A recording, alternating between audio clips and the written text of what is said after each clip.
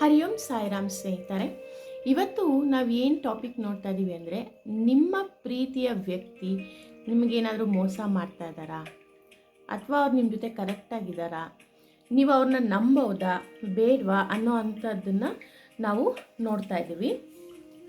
ಮೊದಲಿಗೆ ಅವ್ರ ಮನಸ್ಸಿನಲ್ಲಿ ಏನು ನಡೀತಾ ಇದೆ ಅನ್ನೋ ಅಂಥದ್ದನ್ನು ನೋಡೋಣ.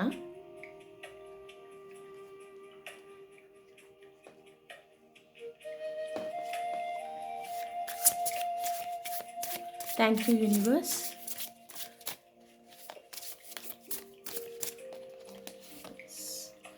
Will this pain ever stop ಅಂತ ಹೇಳ್ತಾ ಇದೆ ಕಾರ್ಡಲ್ಲಿ. ಅಂತ ಅಂದರೆ ಖಂಡಿತವಾಗ್ಲೂ ಅವರ ಮನಸ್ಸಿಗೂ ನೋವಾಗಿದೆ, ನೋವು ಉಂಟಾಗಿದೆ, ಸಮಥಿಂಗ್ ಏನೋ ಅವರು ನೋವು ಅನುಭವಿಸ್ತಾ ಇದ್ದಾರೆ. ಈವನ್ ನನಗೆ ಈ ಕಾರ್ಡಲ್ಲಿ ಹೇಳ್ತಾ ಇರೋದು ಅವ್ರ ಬಗ್ಗೆ ಮಾತ್ರ ಅಲ್ಲ, ನಿಮ್ಮ ಬಗ್ಗೆನೂ ಹೇಳ್ತಾ ಇದೆ. ಇದು ಯೂನಿವರ್ಸ್ ನನಗೆ ಹೇಳ್ತಾ ಇರೋವಂಥದ್ದು, ನಿಮ್ಮಿಬ್ಬರ ಮಧ್ಯದಲ್ಲಿ ಏನೋ ನೋವಿದೆ, ಆ ನೋವಿಗೆ ಕೊನೆ ಬೇಕಾಗಿದೆ ಅಂತ ನೀವು ಬಯಸ್ತಾ ಇದ್ದೀರಾ ಅನ್ನೋದು ಈ ಕಾರ್ಡಲ್ಲಿ ತೋರಿಸ್ತಾ ಇದೆ. Yes, I can't come to you now ಅಂತ ಕಾರ್ಡಲ್ಲಿ ತೋರಿಸ್ತಾ ಇದೆ. ಅಂದರೆ ನಿಮ್ಮ ಪ್ರೀತಿಯ ವ್ಯಕ್ತಿ ಹೇಳ್ತಾ ಇರೋದು ಈ ಮಾತು ನಿಮಗೆ, ನಾನು ಈಗ ಸದ್ಯದಲ್ಲಿ ನಿನ್ನ ಹತ್ರಕ್ಕೆ ಬರೋ ಅಂತಹ ಪರಿಸ್ಥಿತಿಲಿ ಇಲ್ಲ ಅಂತ ಹೇಳ್ತಾ ಇದೆ. ಈವನ್ ನಿಮ್ಮ ಮನಸ್ಸು ಕೂಡ ಸದ್ಯದಲ್ಲಿ ಈ ಪರಿಸ್ಥಿತಿಯಲ್ಲಿ ನಿನ್ನ ಜೊತೆ ಸೇರೋದಕ್ಕೆ ಇದು ಸಮಯ ಅಲ್ಲ ಅಂತ ಅನ್ನಿಸ್ತಾ ಇದೆ. ನಿಮ್ಮಿಬ್ಬರ ಮಧ್ಯದಲ್ಲಿ ಯಾವುದೋ ಒಂದು ಬೇಡವಾದಂತಹ ಸಮಯ ಬಂದಿದೆ ಅಂತ ಅನ್ನಿಸ್ತಾ ಇದೆ. ಮೇ ಬಿ ಏನೋ ಸಮಥಿಂಗ್ ನಿಮ್ಮ ಇಬ್ಬರ ಮಧ್ಯದಲ್ಲಿ ನಡೀತಿರುವಂತಹ ಲೈಫಲ್ಲಿರೋ ರೊಟೀನ್ ಅಂತ ಹೇಳ್ತೀನಿ. You are so different from everyone around me ಅಂತ ಹೇಳ್ತಾ ಇದ್ದಾರೆ. ನಿಮ್ಮ ವ್ಯಕ್ತಿ ಯಾರು ನಿಮ್ಮನ್ನು ಪ್ರೀತಿ ಮಾಡ್ತಾರೋ ಅವರು ಲೈಫಲ್ಲಿ ನೋಡ್ಕೊಂಬಂದಿರೋ ಇದುವರೆಗೂ ಪ್ಯಾಟ್ರನ್ಗಳಲ್ಲಿ ಅವರ ಜೀವನದ ಶೈಲಿಯಲ್ಲಿ ನೋಡಿರೋದು ನಿಮ್ಮನ್ನೇ ಮೊದಲನೇ ವ್ಯಕ್ತಿ, ಡಿಫ್ರೆಂಟ್ ಆಗಿರೋ ವ್ಯಕ್ತಿನ ಅವರು ಭೇಟಿ ಮಾಡಿದ್ದಾರೆ. ಆ್ಯಂಡ್ ಅದನ್ನು ಅರ್ಗಿಸ್ಕೊಳಕ್ಕಾಗ್ತಾ ಇಲ್ಲ. ಅದಕ್ಕೋಸ್ಕರನೇ ಅವರು I can't come to you now ಅಂತ ಅವರೊಂಥರ ಕನ್ಫ್ಯೂಷನ್ ಸ್ಟೇಟಲ್ಲಿದ್ದಾರೆ. ಎಸ್, ನಿಮ್ಮ ಬಗ್ಗೆ ಅವ್ರಿಗೆ ಎರಡೆರಡು ಥರನೂ ಯೋಚನೆ ಇದೆ. Confusion state, why do I feel this way ಅಂತ ಹೇಳ್ತಾ ಇದ್ದಾರೆ. ಯಾಕೆ ನಾನು ಈ ರೀತಿ ಯೋಚನೆ ಮಾಡ್ತಾ ಇದ್ದೀನಿ, ನಿಮ್ಮ ಬಳಿ ಬರೋದಕ್ಕೆ ನನ್ನ ಕೈಲಿ ಯಾಕೆ ಆಗ್ತಾಯಿಲ್ಲ. ಲೈಕ್ ಕೆಲವು ಸಲ ಹೋಗಬೇಕು, ನಿಮ್ಮನ್ನು ಬಿಟ್ಟು ಇರೋಕ್ಕಾಗಲ್ಲ ಅಂತ ಅನಿಸುತ್ತೆ. ಕೆಲವು ಸಲ ಅವ್ರಿಗೆ ನಿಮ್ಮ ಜೊತೆನೇ ಇರಬೇಕು ಅಂತ ಅನಿಸುತ್ತೆ. ನೀವು ತುಂಬ ಡಿಫ್ರೆಂಟ್ ಎಲ್ರಿಗಿಂತ ಅಂತ ಫೀಲ್ ಆಗುತ್ತೆ. ಆ್ಯಂಡ್ ಈ ಪೇಯ್ನ್ ಅವ್ರಿಗೆ ತಡ್ಕೊಳ್ಳೋ ಶಕ್ತಿ ಇಲ್ಲ. ಅವ್ರಿಗೆ ಖಂಡಿತವಾಗ್ಲೂ ಈ ಪೇಯ್ನ ತಡೆಯೋ ಶಕ್ತಿ ಇಲ್ಲ. ಯಾಕೆ? ಅವರ ಲೈಫ್ ಪ್ಯಾಟ್ರನಲ್ಲಿ ಅವ್ರು ಅಂಥದ್ದು ಏನು ನೋಡಿದರು, ನಿಮ್ಮಲ್ಲಿ ಏನು ಡಿಫ್ರೆನ್ಸ್ ಅಂತ. I was hurt by you ಅಂತ ಹೇಳ್ತಾ ಇದ್ದಾರೆ. ಸ್ವಲ್ಪ ಅವ್ರಿಗೆ ನಿಮ್ಮಿಂದ ಹರ್ಟ್ ಆಗಿದೆ ಅಂತ ಹೇಳ್ತಾ ಇದ್ದಾರೆ. ವಿಲ್ ದಿಸ್ ಎವರ್ ಚೇಂಜ್ ಅಂತ ಹೇಳ್ತಾ ಇದ್ದಾರೆ. ಅವ್ರಿಗೆ ನಿಮ್ಮಿಂದ ಏನೋ ನೋವಾಗಿದೆ ಮತ್ತು ಇದೇನಾದ್ರು ಚೇಂಜ್ ಆಗುತ್ತಾ ಅಂತ ಕೇಳ್ಕೊತಾ ಇದ್ದಾರೆ ಸ್ನೇಹಿತರೆ.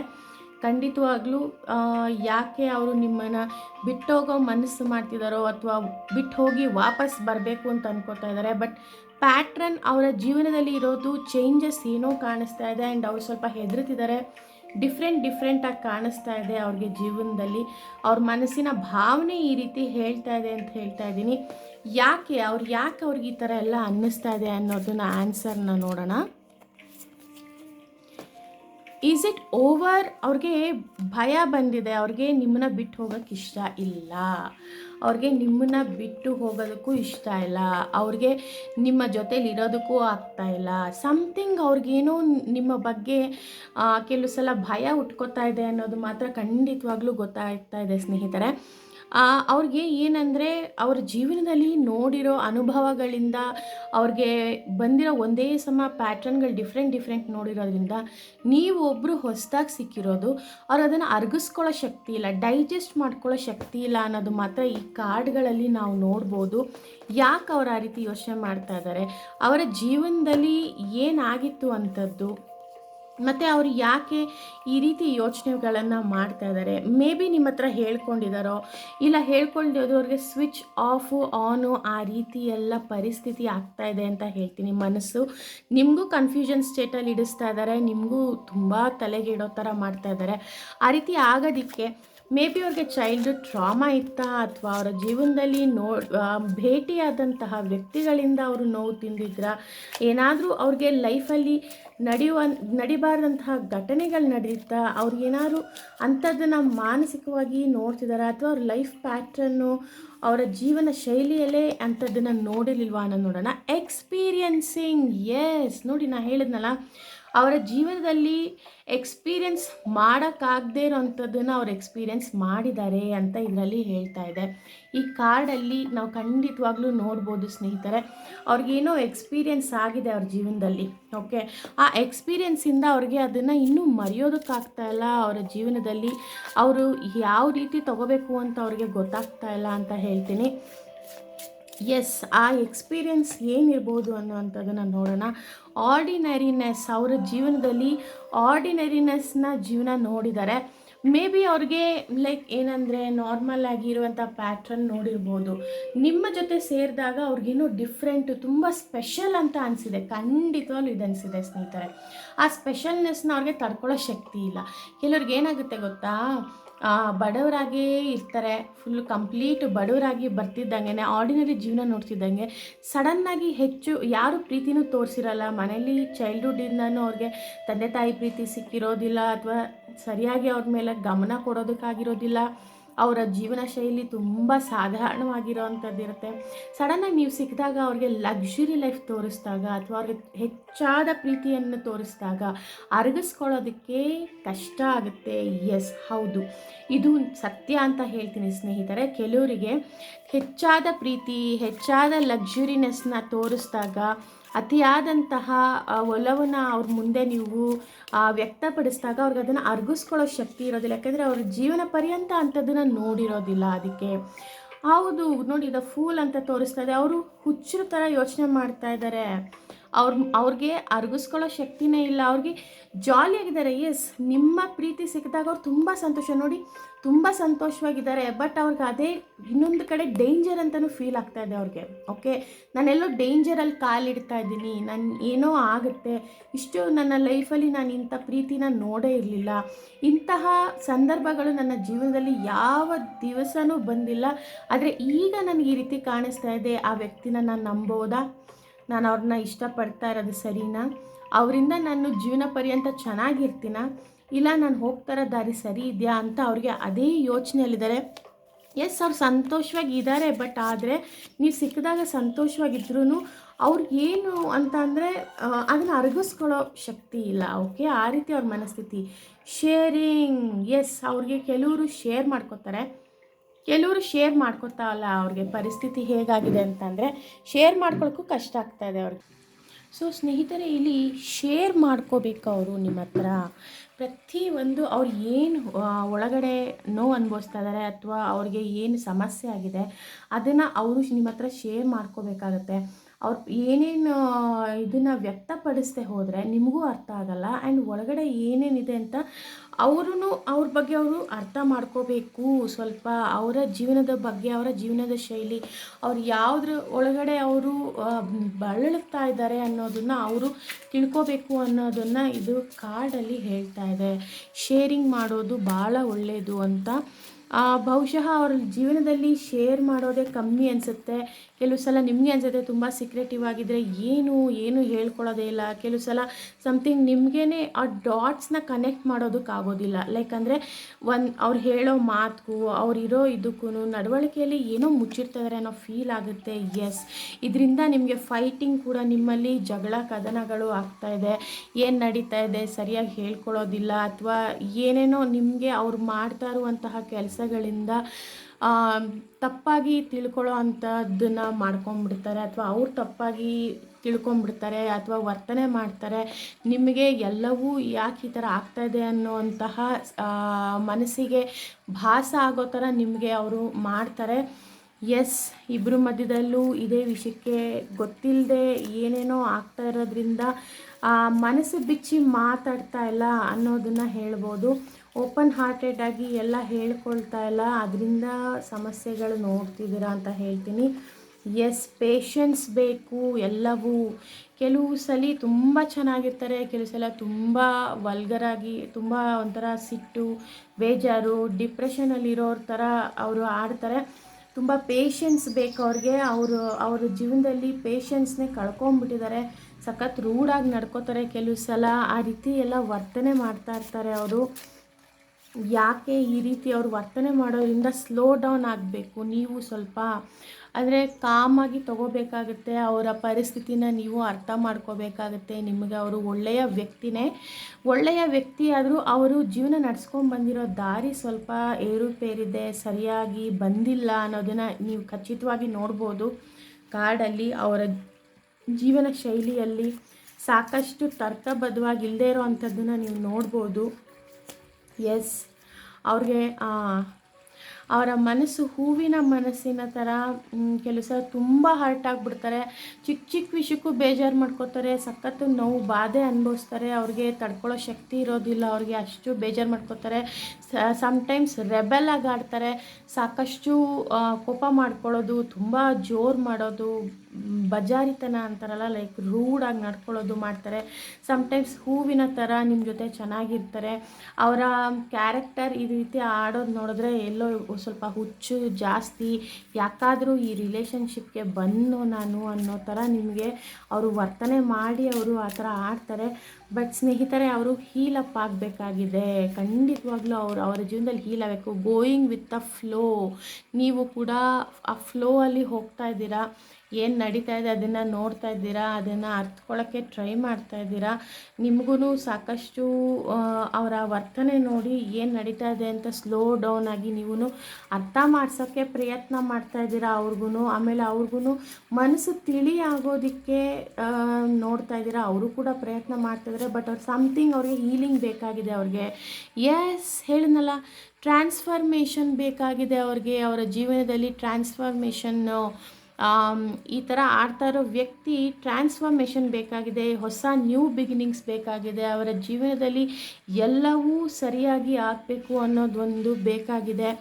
ಯಾಕೆ ಅವರು ಟ್ರಾನ್ಸ್ಫಾರ್ಮೇಷನ್ಗೆ ಅವರು ಕೂಡ ಫೀಲ್ ಮಾಡ್ಕೋತಾ ಇದ್ದಾರೆ, ಅವರು ಕೂಡ ಅದಕ್ಕೇ ಕಾಯ್ತಾ ಇದ್ದಾರೆ. ಬಟ್ ಅದು ಆಗ್ತಾ ಇಲ್ಲ. ಅದು ಅವ್ರ ಕೈಲಿಂದ ಅವರು ಓಪನ್ ಅಪ್ ಆಗಬೇಕು. ಎಸ್, ರಿಸೆಪ್ಟಿವಿಟಿ ನೋಡಿ, ರಿಸೀವಿಂಗು ಅದು, ಆಮೇಲೆ ಗಿವಿಂಗು, ಅವರು ಅದನ್ನು ತಗೊಳ್ಳೋದನ್ನು, ಮನಸ್ಥಿತಿನ ಹೇಳೋದನ್ನು ಅವರು ತಗೊಳ್ಳೋದನ್ನು ಕಲಿಬೇಕು. ಸ್ವಲ್ಪ ಲಿಸನಿಂಗ್ ಅಂದರೆ ಕೇಳುವಂತಹ ಮನಸ್ಥಿತಿ ಅವರಲ್ಲಿ ಕಮ್ಮಿ ಇದೆ, ತಾಳ್ಮೆ ಕಮ್ಮಿ ಇದೆ. ಅವರು ಅದನ್ನು ಕೇಳಬೇಕಾಗಿದೆ. ಅವ್ರಿಗೆ ಅದನ್ನು ತಗೊಳ್ಳೋ ಶಕ್ತಿ ಇಲ್ಲ. ಯಾಕೆಂದರೆ ಅವರು ಹೀಲಿಂಗ್ ಆಗಬೇಕಾಗಿದೆ. ಇನ್ನರ್ ಚೈಲ್ಡ್ ಅಂತ ಹೇಳ್ತೀವಲ್ವ, ಅದರಲ್ಲಿ ಏನೋ ಟ್ರಾಮಾ ಅವ್ರಿಗೆ ಇದೆ. ಅವ್ರಿಗೆ ಜೀವನದಲ್ಲಿ ಸಾಕಷ್ಟು ಎನರ್ಜಿ ಜಾಸ್ತಿ ಇದೆ. ಎಸ್, ಚೇಂಜ್ ಬೇಕು ಅಂತ ಅವರೂ ಕಾಯ್ತಾ ಇದ್ದಾರೆ. ಸಾಕಷ್ಟು ಜೀವನದಲ್ಲಿ ಎಲ್ಲವೂ ಬದಲಾವಣೆ ಆಗಬೇಕು, ಹೀಗೆ ಇದ್ದರೆ ಆಗೋದಿಲ್ಲ ಅಂತ ಅವರು ಯೋಚನೆ ಮಾಡ್ತಾ ಇದ್ದಾರೆ. ಸಪ್ರೆಷನ್ ಮಾಡ್ಕೋತಾ ಇದ್ದಾರೆ ಮನಸ್ಸಿನಲ್ಲಿ. ಪ್ರತಿಯೊಂದನ್ನು ಅವರು ಸಪ್ರೆಷನ್ ಮಾಡ್ಕೋತಾ ಇದ್ದಾರೆ. ಯಾಕೆ ಅಂತ ಗೊತ್ತಿಲ್ಲ, ಇಷ್ಟೊಂದು ಸಪ್ರೆಷನ್ ಮಾಡ್ಕೊಳ್ಳೋ ಅಂಥದ್ದು. ಎಲ್ಲನೂ ಒತ್ತಡಗಳನ್ನ ಮನಸ್ಸೊಳಗೆ ಇಟ್ಕೊಂಡು ಒದ್ದಾಡ್ತಾ ಇದ್ದಾರೆ ಅಂತ ಹೇಳ್ತೀನಿ ಸ್ನೇಹಿತರೆ. ಯಾಕೆ ಈ ಥರ ಒದ್ದಾಡ್ತಾ ಇದ್ದಾರೆ, ಅವರ ಜೀವನದಲ್ಲಿ ಏನು ಆಗಿದೆ ಅಂತಲೂ ಸಾಕಷ್ಟು ಅವರು ನೋಡಿದ್ದಾರೆ ಜೀವನದಲ್ಲಿ ಅಂತ ಹೇಳ್ತೀನಿ. ಸಾಕಷ್ಟು ಸಪ್ರೆಷನ್ ಒಳಗಡೆ ಆಗಿದ್ದಾರೆ. ಅದನ್ನು ಅವರು ಬದಲಾವಣೆ ಮಾಡ್ಕೋಬೇಕು ಅಂತ ಹೇಳ್ತೀನಿ. ಎಸ್, ಅವರಲ್ಲಿ ಸಮಸ್ಯೆ ಏನಿದೆ ಅಂತ ಹೇಳಬೇಕು ಅಂದರೆ, ಕೆಲವು ಸಲ ಬಾಯಿ ಬಿಟ್ಟು ಹೇಳೋದಿಲ್ಲ. ನೀವು ಸಾಕಷ್ಟು ಕೇಳ್ತೀರಾ, ಏನಾಗ್ತಾ ಇದೆ, ಏನಾದರೂ ಪ್ರಾಬ್ಲಮ್ ಇದೆಯಾ, ನನ್ನ ಹತ್ರ ಹೇಳ್ಕೊ, ಏನು ಅಂತೆಲ್ಲ ಕೇಳಿದ್ರೂ ಅವರು ಹೇಳ್ತಿರಲ್ಲ. ಯಾಕೆಂದರೆ ಅವರಲ್ಲಿ ಸಿವಿಯರ್ ಕ್ರೋನಿಕ್ ಮೆಂಟಲ್ ಇಶ್ಯೂ ಇರ್ಬೋದು. ಎಸ್, ನೋಡಿ, ನಾನು ನಿಮ್ಗೆ ಹೇಳಿದ್ನಲ್ಲ, ಮೆಂಟಲ್ ಇಶ್ಯೂ ಇದೆ ಅವರಿಗೆ, ಹೆಲ್ತ್ ಇಶ್ಯೂ, ಸೈಡ್ ಎಫೆಕ್ಟ್ಸ್ ಇವೆಲ್ಲ ಕೋಪ, ತಾಪ, ಕೆಲವು ಸಲ ಸಹನೆ ಕಮ್ಮಿ ಮಾಡ್ಕೊಳ್ಳೋದು, ಅವ್ರಿಗೆ ಅನಿಸುತ್ತೆ ಜಗಳ ಮಾಡೋದು, ಮನಸ್ಥಿತಿ ಸರಿಗಿಲ್ಲದೆ ಇರೋವಂಥದ್ದು. ಸ್ಕೆಝೋಫ್ರೆನಿಯಾ ಅಂತ ಅಂದರೆ ಇದೊಂದು ಸಿಂಡ್ರೋಮು. ಅವರ ಮೆಂಟಲ್ ಹೆಲ್ತು ಭಾಳ ಹದಗೆಟ್ಟಿದೆ. ಅವರ ಜೀವನದಲ್ಲಿ ಅವರು ಸಾಕಷ್ಟು ನೋಡಿರೋದಕ್ಕೆ ಅವ್ರ ಬಿಹೇವಿಯರ್ಸು, ಅವರ ಕ್ಯಾರೆಕ್ಟರು ಮತ್ತು ಅವ್ರ ಥಿಂಕಿಂಗು, ಅವ್ರು ಯೋಚನೆ ಮಾಡುವ ಶಕ್ತಿ ಎಲ್ಲವೂ ತಪ್ಪಾಗಿ ಯೋಚನೆ ಮಾಡ್ಕೊಳ್ತಾರೆ. ಎಲ್ಲವೂ ನನಗೆ ಗೊತ್ತು ಅಂತ ಹೇಳ್ತಾರೆ. ಬಟ್ ಅವ್ರಿಗೇನು ಗೊತ್ತಿರೋದಿಲ್ಲ. ಅವ್ರು ಪ್ರತಿಯೊಂದೂ ಕೋರಾಗಿ ಪಾಸಿಟಿವ್ ಆಗಿ ಥಿಂಕ್ ಮಾಡೋದು ಕಮ್ಮಿ ಮಾಡ್ಕೊಂಬಿಟ್ಟಿದ್ದಾರೆ. ಹ್ಯಾಲೋಸಿನೇಷನ್ ಅಂದರೆ ಭ್ರಮೆಯೊಳಗೆ ಒಳಗಾಗಿರ್ತಾರೆ. ಓ ನೀನು ಹಿಂಗೆ ಮಾಡಿದೆ, ಹಂಗೆ ಮಾಡಿದೆ, ಬೇರೆಯವ್ಳನ್ನ ಮಾತಾಡಿಸ್ತಾ ಇದೆಯಾ, ನೀನು ಬೇರೆ ಯಾರೋ ಇದ್ದಾರೆ, ನನ್ನನ್ನು ಬಿಟ್ಬಿಡ್ತೀಯಾ, ನಾನು ಹಿಂಗೆ ಆಡ್ತಾ ಇರೋದಕ್ಕೆ, ನಾನು ಈ ರೀತಿ ಇರೋದಕ್ಕೆ ನನ್ನ ಜೊತೆ ನೀನು ಇರೋದಕ್ಕೆ ಇಷ್ಟಪಡೋದಿಲ್ಲ, ಅಥವಾ ನಾನು ಹಿಂಗೆ ಇರೋದಕ್ಕೆ ಯಾರೂ ನನ್ನನ್ನು ಇಷ್ಟಪಡೋದಿಲ್ಲ.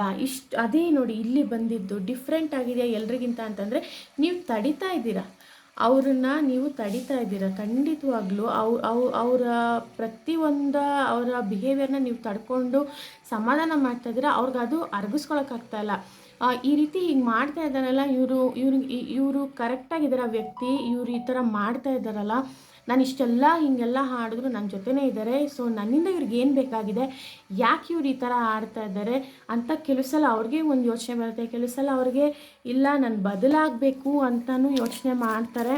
ಬಟ್ ಆದರೆ ಅದು ಆಗದೆ ಇರೋದು ಯಾಕೆಂದರೆ ಮೆಂಟಲ್ ಇಶ್ಯೂ ಸ್ವಲ್ಪ ಅವ್ರಿಗೆ ಡಿಪ್ರೆಷನ್ ಇರುತ್ತೆ, ಅಥವಾ ಅವ್ರಿಗೆ ಚೈಲ್ಡ್ಹುಡ್ ಟ್ರಾಮಾಸ್ ಇರುತ್ತೆ ಅವ್ರಿಗೆ, ಅಥವಾ ಅವ್ರ ಘಟನೆಗಳು ಸಪ್ರೆಷನ್ ಅಂತ ಪದೇ ಪದೇ ಬರ್ತಾ ಇದೆ. ಸಪ್ರೆಷನ್ ಆಗಿದೆ ಅವ್ರಿಗೆ, ಎಲ್ಲವೂ ಒಳಗೆ ಅದುಮಿಟ್ಕೊಂಡ್ಬಿಟ್ಟಿದ್ದಾರೆ. ಅವ್ರ ಪೇಯ್ನು ಚಿಕ್ಕ ವಯಸ್ಸಿಂದ ಏನು ನೋಡ್ಕೊಂಬಂದಿದ್ದಾರೆ ಅದನ್ನೆಲ್ಲ ಬಚ್ಚಿಟ್ಕೊಂಡು ಮನಸ್ಸಲ್ಲೇ ಅದುಮಿಟ್ಕೊಂಡು, ಸೊ ಪ್ರತಿಯೊಬ್ಬರು ಒಂಥರ ಒಬ್ಬರು ಏನೋ ತಪ್ಪು ಮಾಡಿದ್ರೆ ಎಲ್ಲರೂ ಹೀಗೆ ಒಂದು ಕಡೆ ಎರಡು ಕಡೆ ಆ ರೀತಿ ಅವ್ರಿಗಾಯಿತು ಅಂದರೆ ಎಲ್ಲವೂ ಹೀಗೆ ಅಂತ ಹೇಳುವ ಮನಸ್ಥಿತಿ ಅವ್ರದ್ದಾಗ್ಬಿಟ್ಟಿದೆ. ನೋ ಇದು ತುಂಬ ಕಷ್ಟ. ಯಾಕೆಂದರೆ ಇವರು ಹೀಲಪ್ ಆಗಬೇಕಾಗಿದೆ, ಇವರು ಸಾಕಷ್ಟು ಮೆಡಿಟೇಷನ್ ಮಾಡಬೇಕಾಗಿದೆ, ಟ್ರಾನ್ಸ್ಫರ್ಮೇಷನ್ ನೋಡಿದ್ವಲ್ವ ಕಾರ್ಡು, ಇವರು ತುಂಬ ಟ್ರಾನ್ಸ್ಫಾರ್ಮ್ ಆಗಬೇಕಾಗಿದೆ. ಇಲ್ಲಾಂದರೆ ಇದೇ ಸ್ಥಿತಿಯಲ್ಲಿ ಹೋದರೆ ಅವರ ಜೀವಕ್ಕೇ ಸಖತ್ತು ಕಷ್ಟ. ಏನಾದರೂ ಯಾರನ್ನೂ ನಂಬೋದಿಲ್ಲ, ಯಾರ ಜೊತೆನೂ ಸೇರೋದಿಲ್ಲ.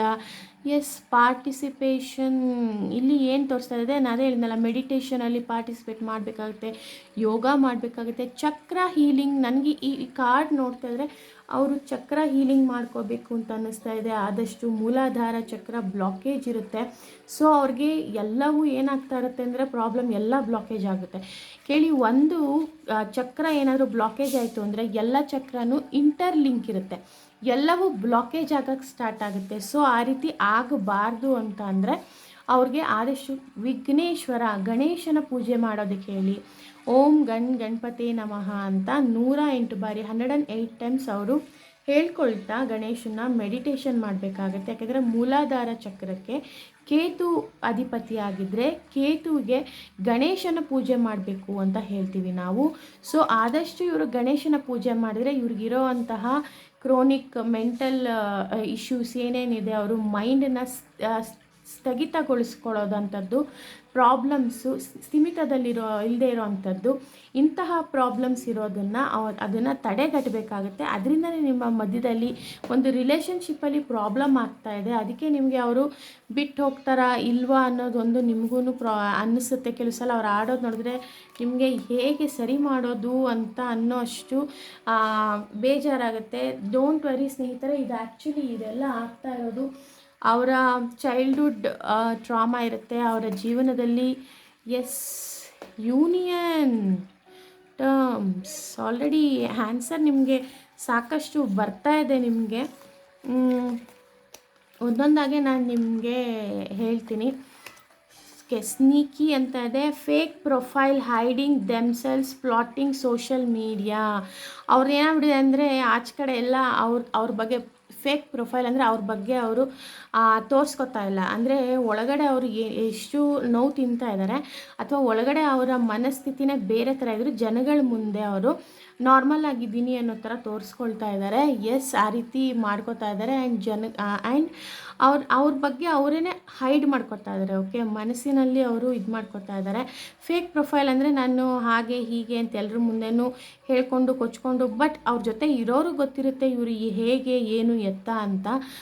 ಹೊಸದಾಗಿ ಸ್ನೇಹ ಮಾಡಿದಾಗ ನಿಮಗೂ ಅನಿಸಿರುತ್ತೆ ಒಂಥರ ಎಲ್ಲ ನಾರ್ಮಲ್ ಇದೆ ಅಂತ. ಬಟ್ ಹೋಗ್ತಾ ಹೋಗ್ತಾ ಹೋಗ್ತಾ ನಿಮಗೆ ಏನೋ ಪ್ರಾಬ್ಲಮ್ ಇದೆ ಅನ್ಸೋಕ್ಕೆ ಸ್ಟಾರ್ಟ್ ಆಗಿದೆ. ಬಟ್ ನೀವು ಪ್ರೀತಿ ಮಾಡಿರೋದ್ರಿಂದ ನಿಮಗೆ ಬಿಟ್ಕೊಡೋದಕ್ಕೆ ಮನಸ್ಥಿತಿ ಒಪ್ಕೊಳ್ಳಲ್ಲ. ಯಾಕಂದರೆ ನಿಮಗೆ ಬದಲು ಮಾಡಬೇಕು, ಚೇಂಜ್ ಆಗಬೇಕು, ನಮ್ಮ ಜೀವನ ಶೈಲಿ ನಾರ್ಮಲ್ ಆಗಬೇಕು, ಎಲ್ಲರಂತೆ ನಾವು ಬದುಕಬೇಕು ಅನ್ನೋ ಆಸೆ ನಿಮಗಿರುತ್ತೆ. ಪ್ಲಾಟಿಂಗ್ ಸೋಷಲ್ ಮೀಡಿಯಾದಲ್ಲಿ ಸಾಕಷ್ಟು ಅವರು ಇನ್ಫ್ಲುಯೆನ್ಸ್ ಆಗ್ತಾರೆ ಸೋಷಿಯಲ್ ಮೀಡಿಯಾದಲ್ಲೆಲ್ಲ ನೋಡೋದು. ಎಸ್, ಈ ರೀತಿ ಹೀಗಿರಬೇಕು ಹಾಗಿರಬೇಕು, ಬಟ್ ಬೇರೆ ಸಮಸ್ಯೆಗಳಿಗೆ ಏನೇನು ಪರಿಹಾರ ಮಾಡ್ಕೋಬೇಕು ಅಂತೆಲ್ಲ ನೋಡ್ತಾರೆ. ಬಟ್ ಅವ್ರಿಗಿರೋ ಅಂತಹ ಸಮಸ್ಯೆ ಏನು ಅಂತ ಕಂಡುಹಿಡೋದಕ್ಕೆ ಒಬ್ಬರು ಸೈಕಿಕ್ ಹತ್ರ ಅಥವಾ ಒಂದು ಥೆರಪಿ ತಗೋಬೇಕಲ್ವಾ, ಅವಾಗಲೇ ಗೊತ್ತಾಗೋದು. ಈಗ ಯೂಶ್ವಲಿ ಸೋಷಿಯಲ್ ಮೀಡಿಯಾದಲ್ಲಿ ಎಲ್ಲದರಲ್ಲೂ ಜನರಲ್ ಆಗಿ ಆಲ್ಮೋಸ್ಟ್ ಎಲ್ರಿಗೂ ಸೇರುವ ಅಂಥದ್ದು, ಆಲ್ಮೋಸ್ಟ್ ಇರೋ ಅಂಥವ್ರಿಗೆ ನಾವು ಎಲ್ಲರೂ ಹೇಳ್ತಾರೆ. Okay, therapist, psychiatrist, psychic readers ಎಲ್ಲ ಹೇಳ್ತಾರೆ. ಎಸ್, ಕೆಲವ್ರಿಗೆ ಅದು ಸರಿ ಹೋಗುತ್ತೆ. ಬಟ್ ಕೆಲವ್ರಿಗೆ ಇಂಡಿವಿಜುವಲಿ ಅಂದರೆ ಒಬ್ಬ ವ್ಯಕ್ತಿಯ ಜೀವನದಲ್ಲಿ ಸಪ್ರೇಟಾಗಿ ಅವರು ರೀಡಿಂಗ್ಸ್ ತಗೊಂಡ್ರೆ ಅಥವಾ ಅವ್ರ ಥೆರಪಿ ತಗೊಂಡಾಗಲೇ ಗೊತ್ತಾಗೋದು. ಒಬ್ಬೊಬ್ಬರು ಒಂದೊಂದು ರೀತಿಯಲ್ಲಿ ಸಮಸ್ಯೆ ನೋಡಿರ್ತಾರೆ, ಒಬ್ಬೊಬ್ರಿಗೆ ಒಂದೊಂದು ರೀತಿಯಲ್ಲಿ ಜೀವನ ಶೈಲಿ ಇರುತ್ತೆ. ಸೊ ಅದಕ್ಕೆ ಇಂಡಿವಿಜುವಲ್ ಆಗಿ ಪರ್ಸ್ನಲ್ ಆಗಿ ಅವ್ರಿಗೆ ಗೈಡೆನ್ಸ್ ತೊಗೊಳ್ಳೋದು, ಪರ್ಸ್ನಲ್ ಆಗಿ ಅವರು ಪ್ರತಿಯೊಂದೂ ಟ್ರೀಟ್ಮೆಂಟ್ ತೊಗೊಳ್ಳೋದು ಮಾಡಿಕೊಂಡ್ರೆ ಖಂಡಿತವಾಗ್ಲೂ ಒಳ್ಳೆಯದಾಗುತ್ತೆ ಅಂತ ಹೇಳ್ತೀನಿ. Yes, terms, working out, negotiating with you begging ಅಂತ ಇದೆ. ಎಸ್, ಅಂದರೆ ಅವ್ರಿಗೆ ನಿಮ್ಮ ಜೊತೆ ರಿಲೇಷನ್ಶಿಪ್ ವರ್ಕಿಂಗ್ ಮಾಡ್ಕೊಳಕ್ಕೆ ಈಗ ನೋಡ್ತಾ ಇದ್ದಾರೆ. ಲೈಕ್ ಹಿಂಗೆ ಅಂದರೆ, ಇಲ್ಲ ನಾನು ಇನ್ಮೇಲೆ ಈ ರೀತಿ ನಾನು ಮಾಡೋದಿಲ್ಲ, ನಾನು ನಿಜವಾಗ್ಲೂ ಚೆನ್ನಾಗಿರ್ತೀನಿ, ಈ ರೀತಿ ನಾನು ಇನ್ನೊಂದ್ಸಲ ಬಿಹೇವ್ ಮಾಡಲ್ಲ, ನನಗೆ ಗೊತ್ತು ಹರ್ಟ್ ಆಗಿದೆ ನಿಮಗೆ ಅಂತ, ಮತ್ತೆ ಪದೇ ನಾನು ಈ ರೀತಿ ನಾನು ಮಾಡೋದಿಲ್ಲ, ದಯವಿಟ್ಟು ನೀನು ಬೇಜಾರು ಮಾಡ್ಕೋಬೇಡ, ನಾನು ಬಿಟ್ಟು ಹೋಗ್ಬಿಡ್ತೀನೋ ಅನ್ನೋ ಭಯ ನನಗೆ, ನನ್ನ ಬಿಟ್ಟು ಹೋಗಬೇಡ, ನನಗೆ ನಿನ್ನ ಬಿಟ್ಟರೆ ಬೇರೆ ಯಾರೂ ಇಲ್ಲ ಅಂತಲೂ ಅಷ್ಟು ಹೇಳ್ತಾರೆ. ಇದನ್ನು ಸುಮಾರು ಸಲ ನೀವು ಸಾಕಷ್ಟು ನೋವು ತಿಂದಾಗ, ನೀವು ಬ್ರೇಕಪ್ ಆದಾಗ, ಮನಸ್ಸು ಒಡೆದೋದಾಗ ಅವ್ರು ವಾಪಸ್ ಬಂದು ಈ ರೀತಿ ಮಾತುಗಳಾಡ್ತಾರೆ. ಬಿಕಾಸ್ ಅವರು ಕೆಟ್ಟವ್ರಂತೂ ಅಲ್ಲ ಸ್ನೇಹಿತರೆ. ಅವರು ಒಳಗಡೆ ಸಪ್ರೆಸ್ ಮಾಡ್ಕೊಂಡಿರುವಂತಹ ಮೆಂಟಲ್ ಇಶ್ಯೂಸು, ಅವ್ರಿಗಿರುವಂಥ ಪ್ರತಿಯೊಂದು ನೋವುಗಳನ್ನ ಒಂದೊಂದೇ ಎಲ್ಲನೂ ಪದರಗಳನ್ನ ಎಲ್ಲನೂ ಮುಚ್ಚಿಟ್ಟು ಮೇಲೆ ಅದ್ರ ಮೇಲೆ ಅವ್ರ ಬಿಹೇವಿಯರ್ ಅಂತಾರೆ ಈ ರೀತಿ ಆಗ್ತಾಯಿದೆ. ಕೆಲವು ಸಲ ನಿಮ್ಮ ಹತ್ರ ಬೆಗ್ ಮಾಡ್ತಾರೆ, ನಿಮ್ಮ ಹತ್ರ ಬೇಡ್ಕೋತಾರೆ, ನನ್ನ ಬಿಟ್ಟು ಹೋಗಬೇಡ, ನನಗೆ ನೀನು ಬಿಟ್ಟರೆ ಬೇರೆ ಯಾರೂ ಇಲ್ಲ ಅಂತ. Yes, union, reconciliation, coming back, second chance, rebuilding, this is what main important ಬೇಕಾಗಿರೋದು.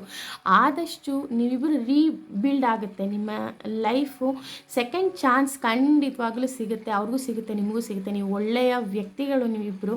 ಆದಷ್ಟು ಕ್ಯೂರಾಗಿ ಮೆಡಿಟೇಷನ್ ಮಾಡೋದು, ಅಥವಾ ಅವರು ಹೀಲಪ್ ಆಗ್ತಾರೆ, ಖಂಡಿತವಾಗ್ಲೂ ಹೀಲಪ್ ಆಗ್ತಾರೆ, ಅದರಲ್ಲಿ ನೋ ಡೌಟ್ ಅಂತ ಹೇಳ್ತೀನಿ.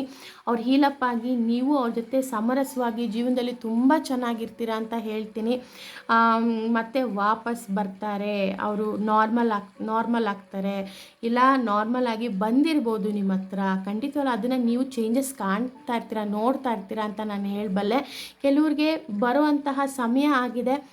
ಡೋಂಟ್ ವರಿ, ಅವ್ರು ಹೀಲಪ್ ಆಗಿ ಖಂಡಿತವಾಗ್ಲೂ ಯಾವುದು ಸತ್ಯ ಯಾವುದು ಸರಿ, ಅವರಲ್ಲಿ ಏನು ಸಮಸ್ಯೆ ಇದೆ ಅದನ್ನ ಅವ್ರು ಕಂಡಿಡ್ಕೊಂಡಿದ್ದಾರೆ. ಅವ್ರು ಆಲ್ರೆಡಿ ಕಂಡಿಡ್ಕೊಂಡು ಅವರು ಅದನ್ನು ಹೇಳೋದಕ್ಕೂ ಆಗದೆ ಬಿಡೋದಕ್ಕೂ ಆಗದೆ ಅವರೇ ಹೀಲಪ್ ಆಗೋದಕ್ಕೆ ಸ್ಟಾರ್ಟ್ ಮಾಡಿದ್ದಾರೆ ಅಂತ ಹೇಳ್ತೀನಿ. ಖಂಡಿತವಾಗ್ಲೂ clown, appearances, humiliation, feeling ashamed, ಹೇಳಲಿಲ್ಲ ನಾನು, ಅವ್ರಿಗೆ ಆಲ್ರೆಡಿ ಅರ್ಥ ಆಗಿದೆ ಅವರ ಸಮಸ್ಯೆ ಏನು, ಅವ್ರು ಯಾಕೆ ಹಂಗೆಲ್ಲ ಮಾಡ್ತಿದ್ರು ಅಂತ. ಅವ್ರಿಗೆ ಸ್ವಲ್ಪ ನಾಚಿಕೆ ಆಗ್ತಾಯಿದೆ, ನಿಮ್ಮ ಹತ್ರ ಈ ರೀತಿ ನಡ್ಕೋಬಾರ್ದಾಗಿತ್ತು, ಹೀಗಿರಬಾರ್ದಾಗಿತ್ತು, ನಾನು ನಿನ್ಗೆ ಈ ರೀತಿ ನೋವು ಕೊಡಬಾರ್ದಾಗಿದ್ದು, ನಾನು ಸಾಕಷ್ಟು ನಿಂಗೂ ಹರ್ಟ್ ಮಾಡಿದ್ದೀನಿ, ನಾನು ಹರ್ಟ್ ಆಗಿದ್ದೀನಿ, ಈ ರೀತಿ ಮಾಡಬಾರ್ದಾಗಿತ್ತು ಅಂತ ಅವ್ರಿಗೆ ಹೆಂಗಾಗ್ತಾಯಿದೆ ಅಂದರೆ ಅವ್ರೇ ಗಿಲ್ಟ್ ಫೀಲ್ ಆಗ್ತಾ ಇದ್ದಾರೆ ಅಂತ ಹೇಳ್ಬೋದು. ಖಂಡಿತವಾಗ್ಲೂ ಗಿಲ್ಟ್ ಫೀಲ್ ಆಗ್ತಾ ಇದ್ದಾರೆ, ಸಾಕಷ್ಟು ಗಿಲ್ಟ್ ಫೀಲ್ ಮಾಡ್ಕೋತಾ ಇದ್ದಾರೆ. ಅವರ ವರ್ತನೆಗಳಿಗೆ ಅವರು ಅಶೇಮ್ಫುಲ್ ಆಗಿದ್ದಾರೆ, ಸಾಕಷ್ಟು ಅವ್ರಿಗೆ ನಾಚಿಕೆ ಥರ ಆಗಿಬಿಟ್ಟಿದೆ, ಅವ್ರಿಗೆ ಲೈಕ್ ಗಿಲ್ಟ್ ಫೀಲ್ ಆಗಿಬಿಟ್ಟಿದೆ. ಎಸ್, ಈಗ ಡಿಸಿಷನ್ನು, holding back, coming towards you, indecisive, procrastinating. Wow, ಇದು ನೋಡಿ, ಡಿಸಿಷನ್ ಅಂದರೆ ಹೀಗಿರಬೇಕು. ಖಂಡಿತವಾಗ್ಲೂ ನಾನು ನಿಮ್ಗೆ ಹೇಳಿಲ್ವ ಸ್ನೇಹಿತರೆ, ಹೀಲಪ್ ಆಗ್ತಾ ಇದ್ದಾರೆ, ಅವರು ಸರಿ ಮಾಡ್ಕೋತಾ ಇದ್ದಾರೆ, ಖಂಡಿತವಾಗ್ಲೂ ಬರ್ತಾರೆ. ಇನ್ನೊಂದು ಸೆಕೆಂಡ್ ಚಾನ್ಸ್ ಕೊಟ್ಟು ನೋಡಿ, ಅವ್ರು ಖಂಡಿತವಾಗ್ಲೂ ಬದಲಾಗಿದ್ದಾರೆ. ನೀವು ಅದರಲ್ಲಿ ಡೌಟೇ ಬೇಡ, ನಿಮ್ಗೆ ಯೋಚನೆನೇ ಬೇಡ. ಯಾಕೆಂದರೆ ನಿಮ್ಮಿಬ್ಬರನ್ನ ಬೇರೆ ಮಾಡೋದಕ್ಕೆ ಯಾರ ಕೈಲೂ ಸಾಧ್ಯ ಇಲ್ಲ ಅಂತ ಹೇಳ್ತೀನಿ ಸ್ನೇಹಿತರೆ. ಖಂಡಿತವಾಗ್ಲೂ ತುಂಬ ಚೆನ್ನಾಗಿರ್ತೀರ.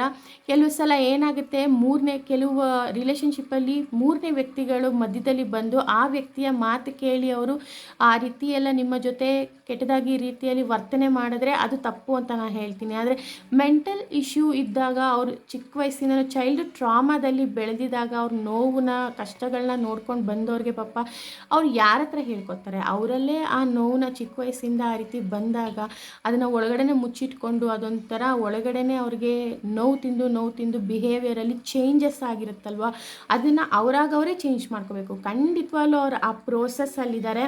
ಅವರು ಹೋಲ್ಡಿಂಗ್ ಮಾಡ್ಕೊಂಡಿದ್ದಾರೆ, ನಿಮ್ಮನ್ನೇ ಅವರು ನೆನೆಸ್ತಾ ಇದ್ದಾರೆ. ನಿಮ್ಮ ಹತ್ರಕ್ಕೆ ವಾಪಸ್ ಖಂಡಿತ ಬಂದೇ ಬರ್ತಾರೆ. ಎಲ್ಲವನ್ನು ಅವರು ಪ್ರೋಸೆಸ್ ಮಾಡ್ಕೋತಾ ಇದ್ದಾರೆ. ಹೇಗಿರಬೇಕು, ಹೇಗಿರಬಾರ್ದು, ಎಲ್ಲಿ ತಪ್ಪು ಮಾಡಿದೆ, ಎಲ್ಲಿ ಸರಿ ಮಾಡ್ಕೋಬೇಕು, ಎಲ್ಲಿ ಎಡುವುದೆ ಅಂತ ಅವ್ರಿಗೆ ಚೆನ್ನಾಗಿ ಗೊತ್ತಾಗಿದೆ. ಅವ್ರು ನಿಜವಾಗ್ಲೂ ನಿಮ್ಮನ್ನು ಸಾಕಷ್ಟು ಇಷ್ಟಪಡ್ತಾ ಇದ್ದಾರೆ. ಡೋಂಟ್ ವರಿ, ಖಂಡಿತವಾಗ್ಲೂ ನಿಮ್ಮ ಜೊತೆ ಸದಾ ಕಾಲ ಖುಷಿಯಾಗಿ ನಗ್ನಗ್ತಾ ಇರ್ತಾರೆ ಅಂತ ಹೇಳ್ತೀನಿ. ಅವ್ರು ವಾಪಸ್ ಬರ್ತಾರೆ. ನೀವು ಕೂಡ ಅವ್ರಿಗೋಸ್ಕರ ಕಾಯ್ತಾ ಇದ್ದೀರಾ and you love them so much ಅಂತ ಹೇಳ್ತೀನಿ. ಯಾಕೆಂದರೆ ಸಾಕಷ್ಟು ನೀವು ಅವ್ರಿಗೋಸ್ಕರ ಸ್ಯಾಕ್ರಿಫೈಸ್ ಮಾಡಿದ್ದೀರಾ, ಸಾಕಷ್ಟು ನೀವು ಅವ್ರಿಗೋಸ್ಕರ ಎಲ್ಲವನ್ನೂ ನೀವು ಮಾಡ್ಕೊಂಡು ಬಂದಿದ್ದೀರಾ. ಅದಕ್ಕೆ ನೋಡಿ ಅವರು ಈಸ್ ಇಟ್ ಓವರ್ ಎಲ್ಲ ಹರ್ಟ್ ಆಗ್ತಿದ್ದಂಥ ಸಮಯ ಬಿಡ್ತಾ ಅವರಲ್ಲಿ changes will this ever change ಅಂತ ಹೇಳ್ತಾ ಇದೆ. ಅವರಲ್ಲೇ ಅವರು ನೋವು ತಿಂದ್ಕೊಂಡು ಅವರಲ್ಲೇ ಅವರು ಸಾಕಷ್ಟು ಇದನ್ನು ನೋಡಿಕೊಂಡು ಜೀವನನ ಸಾಕಷ್ಟು ಅವ್ರು ಎಲ್ಲವನ್ನು ನೋಡ್ತಿರೋದಕ್ಕೆ ಇವತ್ತು ಅವರು ನಿಮ್ಮನ್ನು ಭೇಟಿ ಮಾಡಬೇಕು, ನಿಮ್ಮ ಜೊತೆ ಯಾವಾಗಲೂ ಇರಬೇಕು, ನಾನು ಮಾಡಿದ ತಪ್ಪು ಅಂತ ಅವ್ರಿಗೆ ಅರಿವಾಗಿ ನಿಮಗೋಸ್ಕರ ಅವ್ರು ಬಂದೇ ಬಂದಿದ್ದಾರೆ ಅಂತ ಕೆಲವ್ರಿಗೆ ಬಂದಿದ್ದಾರೆ ಅಂತ ಕಾರ್ಡಲ್ಲಿ ಹೇಳ್ತಾ ಇದೆ. ಎಸ್, ನೀವು ಚೇಂಜಸ್ ನೋಡ್ತಾ ಇರ್ಬೋದು. ಅವ್ರು ಬಂದು ನಿಮ್ಮನ್ನು ಹೇಳಿರ್ಬೋದು ಅವರು ಹೇಗೆ ಏನು ಅನ್ನಿಸ್ತಾ ಇದೆ, ಅವ್ರು ಬದಲಾಗಿದ್ದಾರೆ ಅಂತ ನಿಮ್ಮ ಹತ್ರ ವ್ಯಕ್ತಪಡಿಸಿರ್ಬೋದು. ಕೆಲವರು ಬರೋ ಸೂಚನೆ ಇದೆ, ಖಂಡಿತವಾಗ್ಲೂ ಬಂದೇ ಬರ್ತಾರೆ ಸ್ನೇಹಿತರೆ. ಇದಾಗಿತ್ತು ಇವತ್ತಿನ ದಿನ ರೀಡಿಂಗ್. ನಿಜವಾಗ್ಲೂ ತುಂಬ ಚೆನ್ನಾಗಿತ್ತು, ಒಳ್ಳೆಯ ಪಾಸಿಟಿವ್ ರೀಡಿಂಗ್ ಅಂತ ಹೇಳ್ತೀನಿ. ಈ ರೀಡಿಂಗ್ನ ಕ್ಲೈಮ್ ಮಾಡಿ ಯೂನಿವರ್ಸ್ ನಿಮಗೆ ಬ್ಲೆಸ್ ಮಾಡಲಿ ಅಂತ ಹೇಳ್ತೀನಿ. ಆ್ಯಂಡ್ ಇನ್ನೂ ಯಾವ ರೀಡಿಂಗ್ಸ್ ನಿಮಗಾಗಿ ಬೇಕಾಗಿದೆ ಖಂಡಿತವಾಗ್ಲೂ ನನಗೆ ಕಮೆಂಟ್ ಸೆಕ್ಷನಲ್ಲಿ ನೀವು ಕಮೆಂಟ್ ಮಾಡ್ಬೋದು. ಯಾರ್ಯಾರಿಗೆ ಏನೆಲ್ಲ ಅನ್ನಿಸ್ತು ಕಮೆಂಟ್ ಮಾಡಿ ಹೇಳ್ಬೋದು. ಹರಿ ಓಂ ಸಾಯಿರಾಮ್.